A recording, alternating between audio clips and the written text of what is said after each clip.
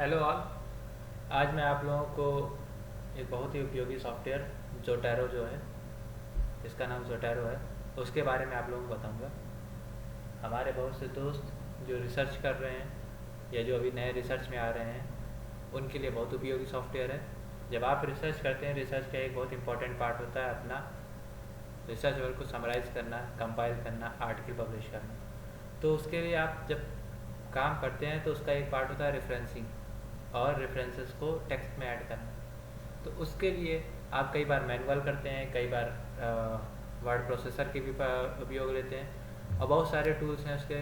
तो उनमें से एक जोटैरो भी है। इसके अलावा बहुत सारे मेंडले भी हैं, इननोड भी है, बहुत सारे हैं जिनको आप यूज़ कर सकते हैं। इसे वर्ड में भी कर सकते हैं, वो मैनुअल प्रोसेस होता है और साथ में उसमें कुछ प्रोसेस होते हैं। जैसे ये यहाँ पे ये आप जाएंगे रेफरेंसेस में, तो यहाँ पे आप अपनी लाइब्रेरी क्रिएट कर सकते हैं, यहाँ से कर सकते हैं काफ़ी कुछ।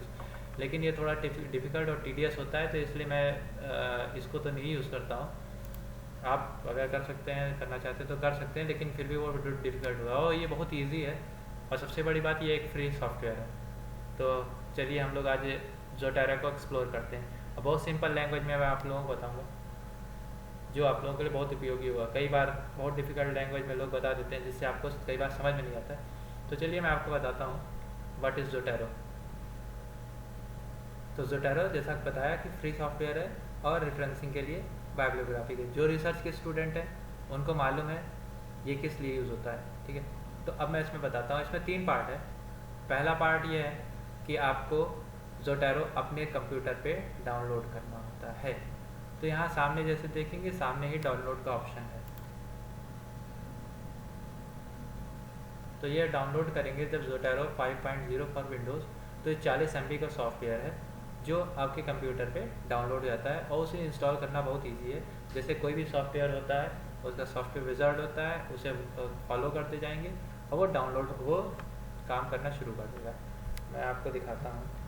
जैसे हमारे हमने डाउनलोड कर रखा है एक डेमो फाइल। जैसे ये देखिए जोटैरो के हमारे पास है, ये 40 MB की है। इस पर जस्ट क्लिक करेंगे तो ये इंस्टॉलेशन इसका स्टार्ट हो जाएगा। ठीक है, वैसे मुझे नहीं करना है क्योंकि मैंने अपना पहले से कर रखा है। इसका सेकंड पार्ट है जोटैरो कनेक्टर।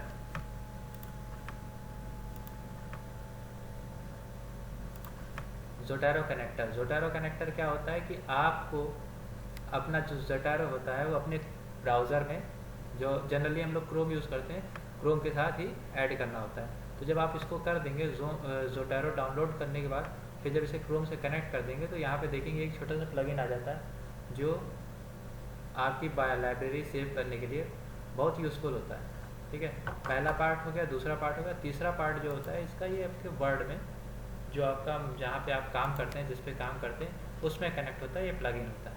ठीक है, तो जब आप इसको डाउनलोड करेंगे और इंस्टॉल करेंगे तो उसी के साथ ही ये आपके वर्ड में भी जुड़ जाएगा। ठीक है, अगर मान लीजिए कई बार मैनुअली आपके उसमें वर्ड में नहीं जुड़ रहा है तो आप इसे मैनुअली भी कर सकते हैं। उसके लिए व्यू पे जाके, टूल्स पे जाके, एड ऑन्स पे जाके यहाँ पे करना है और यहाँ पे आपको दिखा देगा कि जोटैरो वर्ड इंटीग्रेशन। तो इसको इनेबल करना है, डिसेबल करना है। तो अगर आप इनेबल कर देंगे या डिसेबल कर देंगे तो उस हिसाब से वो वर्ड के साथ इंटीग्रेट रहेगा और आपको काम करने में ईजी रहेगा। ठीक है, अब बताते हैं ये काम कैसे करता है। ठीक है, जैसे मान लीजिए एक मैन्युस्क्रिप्ट है, हमने अपने काम की बनाई थी। तो इसमें मान लीजिए हमने किया और काम करने काम स्टार्ट किया। अब मैंने कुछ लिखा यहाँ पे, एक पर्टिकुलर प्लांट्स के बारे में या कुछ भी लिखा, तो उसके बारे में जब हम रिव्यू लिटरेचर में बताते हैं तो हमें रेफरेंसेस ऐड करने होते हैं, जैसा कि आप सभी जानते हैं।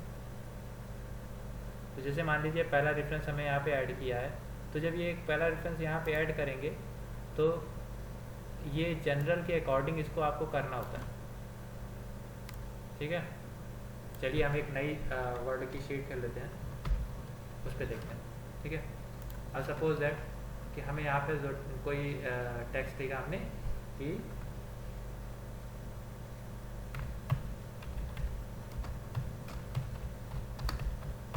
हेलो एवरीवन, और मान लीजिए सपोज दैट इसका कोई साइटेशन है, तो हम यहाँ पे साइटेशन ऐड करेंगे। अब देखिए नई शीट है तो पहले ये पूछेगा किस जनरल के अकॉर्डिंग आपको इसको करना है। तो सपोज दैट हमने अप्लाइड बायोकेमिस्ट्री एंड बायोटेक्नोलॉजी कर दिया, तो यहाँ पे एक छोटी सी पॉपअप विंडो आ जाएगी। अब मान लीजिए आपको कोई यहाँ पे आर्टिकल साइट करना है, जैसे मान लीजिए क्राइसोपोगान,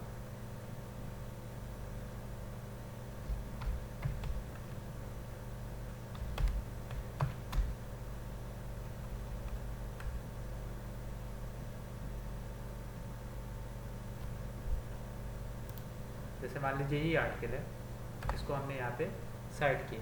अब देखिए यहाँ पे जुड़ गया है, लेकिन जो इसका रेफरेंसिंग है, जो मेन टेक्स्ट है, वो कहाँ गया वो तो नहीं पता चल रहा है। तो उसके लिए हमें क्या करना पड़ेगा, जैसे आप आर्टिकल लिखते हैं तो लास्ट में आता है रेफरेंसिंग, जैसे आता है ना एक फ्लो होता है कि एब्स्ट्रैक्ट, इंट्रोडक्शन, मटेरियल मेथड और रिजल्ट, देन आता है रिजल्ट डिस्कशन के बाद आता है रेफरेंसिंग। तो रेफरेंसिंग ऐसे करके करने के बाद यहाँ पे आप इसको ऐड कर सकते हैं।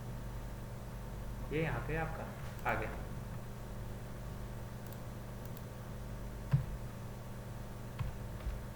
ठीक है, तो ये हो गया आपका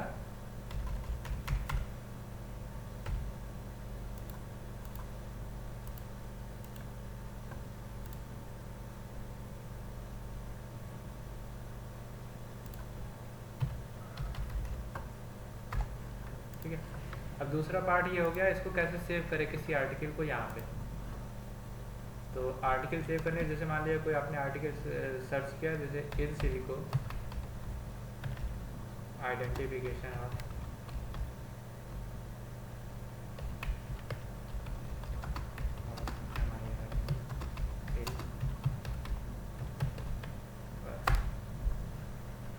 ये आपने सर्च किया, मान लीजिए रिजल्ट आ गया, ये वाला आ गया। अब इसको आपको सेव करना है, तो आप इसको सिंपली यहाँ से जाके सेव कर सकते हैं।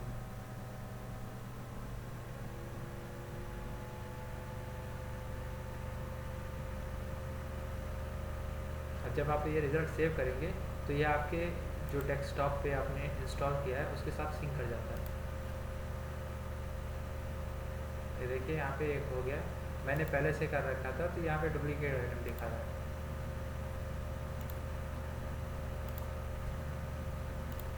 इसको मैं कर देता हूँ मर्ज, और अभी मैं इसको आपको यूज़ करके दिखाता हूँ कि जैसे मान लीजिए हमने यहाँ पे किया और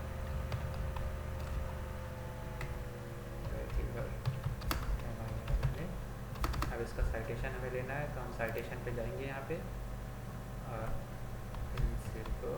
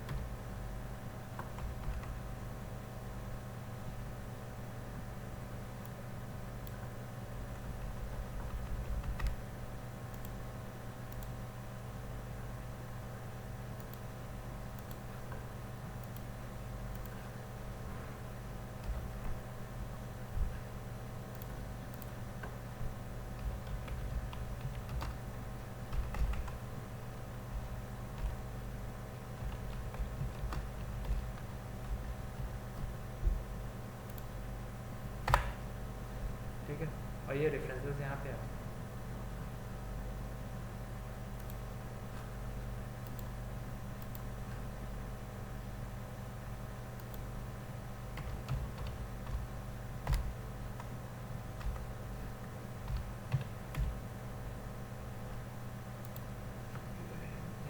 आइडेंटिफिकेशन ऑफ क्राइसोपोगान जिजानिवाइडस, ये वाला नहीं आया था, इसको हमें यहाँ पे ऐड करना है। CHR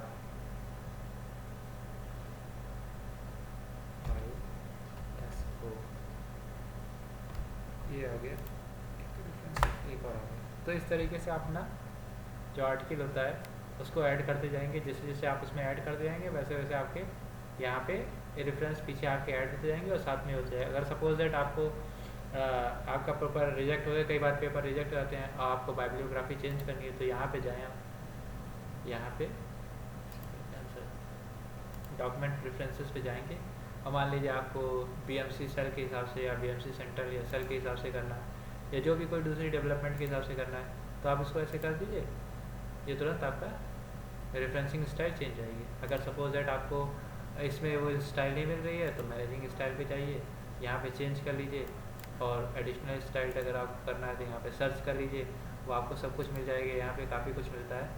इनमें केवल बस वही रेफरेंसेस नहीं मिलते हैं जो रेफरेंसेस बहुत पुराने हैं या ऑफलाइन हैं, उन्हीं सबको आपको मतलब जैसे आपने एक आर्टिकल में मैक्सिममली 40 या 45 रेफरेंसेस या बहुत ज़्यादा 50 रेफरेंसेस डालते, तो उसमें ऐसा हो सकता है कि 2 या 3 या 4-5 रेफरेंसेस जो बहुत पुराने हो या ऑफलाइन जनरल के हों वही होते हैं, तो उनको आप मैनुअली कर सकते हैं। बाकी आप इससे काफ़ी अच्छे से इसको कर सकते हैं, ऐड कर सकते हैं, उसको चला सकते हैं। तो जैसा कि मैंने बताया कि जोटेरो एक बहुत यूज़फुल सॉफ्टवेयर है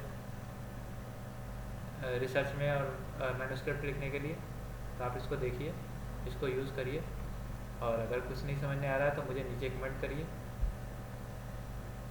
कमेंट बॉक्स में, तो मैं आपको आपकी वो परेशानियाँ मैं बता दूँगा।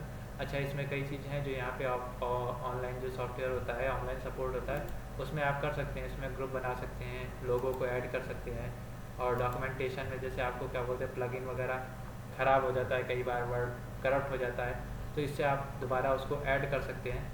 तो बहुत सारी चीज़ें हैं, यहाँ पे हो गया।